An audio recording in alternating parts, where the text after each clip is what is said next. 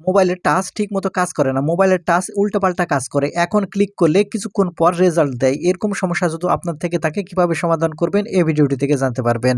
দেখুন আপনার ফোনের টাচ যদি ঠিকঠাক মতো কাজ না করে এর থেকে বিরক্তি করার কোনো কাজ নাই। আপনারা অনেকেই এই টাচ ঠিকমতো কাজ করে না এজন্য মোবাইল চেঞ্জ করে ফেলতেছেন। কিন্তু এই ভিডিওটি দেখলে আপনাদের মোবাইল চেঞ্জ করতে হবে না। আপনাদের ফোনের টাচ আপনারা নিজে ঠিক করতে পারবেন। আর কিভাবে কাজগুলো করবেন চলুন দেখিয়ে দিই।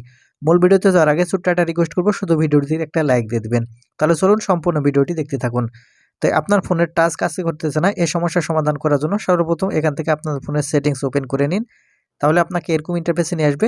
এখন এখান থেকে স্ক্রল করে নিচের দিকে চলে আসুন।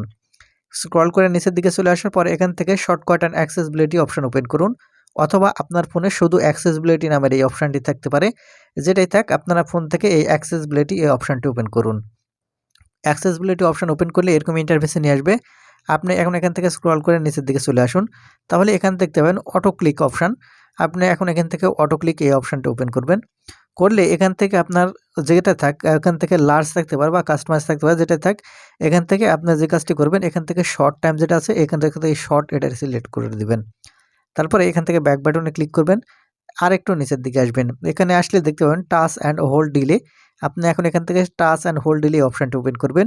আপনার লার্জ বা মিডিয়াম যেটাই সিলেক্ট করা থাক আপনার এটা চেঞ্জ করার পর এখান থেকে এই শর্ট টাইম যেটা আছে এটা সিলেক্ট করে দিন। দেওয়ার পর এখান থেকে আপনি ব্যাক বাটনে ক্লিক করুন। ব্যাক বাটনে ক্লিক করে আসার পর এখান থেকে আপনারা দেখতে পাবেন টাইম টু টেক অ্যাকশন। এখন এখান থেকে টাইম টু টেক অ্যাকশনটি ওপেন করুন। Time to take action open করার পরে এখান থেকে 1 মিনিট 2 মিনিট বা 3 সেকেন্ড 30 সেকেন্ড যেটাই থাক, এখন এখান থেকে উপরে যে দেখতে পাবেন 10 সেকেন্ড, আপনি জাস্ট এখান থেকে 10 সেকেন্ডটি সিলেক্ট করে দিন। এই কাজটি করা হয়ে গেলে এখান থেকে আপনি ব্যাক বাটনে ক্লিক করুন। ব্যাক বাটনে ক্লিক করে আসার পর একটু উপর দিকে আসুন। এখন একটু উপর দিকে আসলে দেখতে পাবেন রিমুভ অ্যানিমেশন। দেখুন এটা কিন্তু অত্যন্ত গুরুত্বপূর্ণ, যাদের মোবাইল একটু বেশি স্লো হয়ে গেছে, টাচ ভালো কাজ করতেছে না, তাদের জন্য কিন্তু খুবই গুরুত্বপূর্ণ এটা। সেজন্য যে কাজটি করবেন এখান থেকে রিমুভ অ্যানিমেশনের এই ডান পাশের এনেবল বাটনটি এখান থেকে জাস্ট এখান থেকে অন করে দিবেন। অন করে দেওয়ার সাথে সাথে দেখতে পাবেন আপনাদের ফোনের টাচ কিন্তু সুপার ফাস্ট কাজ করবে। যেগুলো সমস্যা ছিল সেগুলো কিন্তু সমাধান হয়ে যাবে। তো বন্ধুরা এই ছিল আজকে ভিডিওটি থেকে কিছু শিখে থাকলে চ্যানেলটিকে সাবস্ক্রাইব করে রাখবেন।